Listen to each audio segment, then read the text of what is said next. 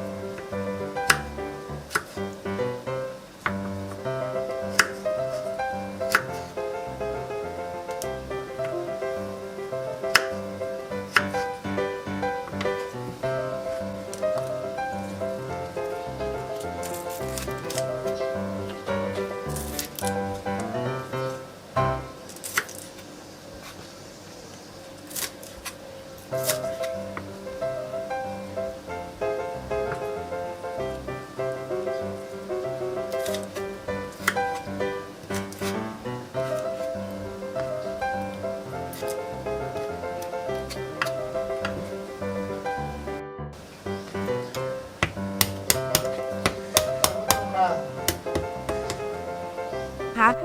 ซึ่งเป็นน้ำซุปที่ทำเองนะคะอยู่ในคลิปใต้นี้นะคะเรามีวิธีทำอยู่แล้วนะคะหลังจากนั้น